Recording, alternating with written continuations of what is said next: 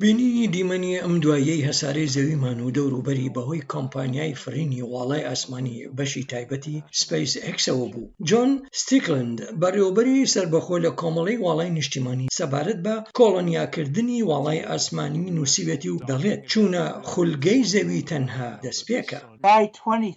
پێشبینی دەکەم هەتا ساڵی 2030 بنکەی مەریخ بە هاوکاری سپەس ئێکس بنیاد بنێت دەشێت زووتریش بێت ئەوان دەتوان دەست بە یەکەم تاقیکردنەوەی هەڵدان بۆ واڵا لە ساڵی 2024 بکەن جا ئەگەر ئەوان ئەو کارە هەتا ساڵی 2022 بە ئەنجام بگێنن ئەوە لای من دەبێتە شتێکی سەرسوڕهێنەر. ئێلۆن ماسک دامەزێنەری کۆمپانیای فرینی ئاسمانی سپەس ئێکس تەنها میلیاردێری گرنگ دەبێت لە دۆزینەوەکانی واڵایی بەشی تایبەت ئەوەی کە سەردانی واڵای نەکردووە، بەڵام میتۆدی ڕێبازەکەی بۆ گەشتکردن بۆ واڵای ئاسمانی دەشێت دەستکەوتە دوورمەوداکانی بچنرێتەوە. گرێگ ئۆتری جێگیری سەرۆکی گەشتکردنی واڵای ئاسمانی لە کۆمەڵی نیشتیمانی واڵای ئاسمانی و هەروەها پرۆفیسۆری ڕابەرایەتی واڵایی لە کۆلیژی تەندەبێرد لە بواری بەڕێوەبردننی جیهانی ئەو ستایشی ئیلۆن ماسک دەکات.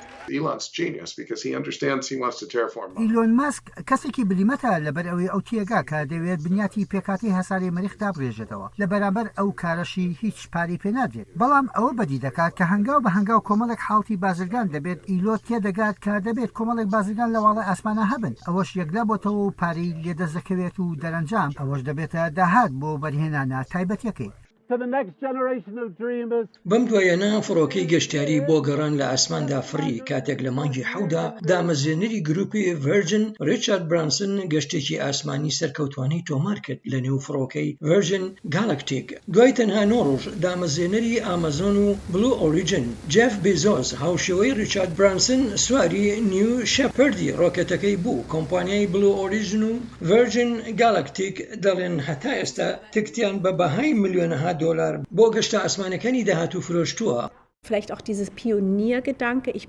ڕەنگە ئەوە بیرۆکەی بە پێشەوایی بوونت بێت و ببیتە یەکێک لە یەکەمین گەشتیاران بۆ واڵایی ئاسمان، جا هەتا بتوانیت بڵێیت من ئەم کارم کرد و ئەم ئەزمونم تاقی کردەوە یا بەربەستێکی دیکە مشکان. ئەمە وەک تاقیکردنەوەیەک دەبێت. ئایا دەتوانم چیتر ئەنجام بدەم؟ خەڵک هەمیشە گەرەکیانە دوورتر بڕۆن، ئەوان دەیانەوێت ئاسۆکانیان فراوان بکەن، جا ڕەنگە ئەم ڕوانینە بە تایبەت سەرنجڕاکێش بێت بۆ ئەوانەی هەتا ئێستا چەندان کاریان ئەنجام داوە.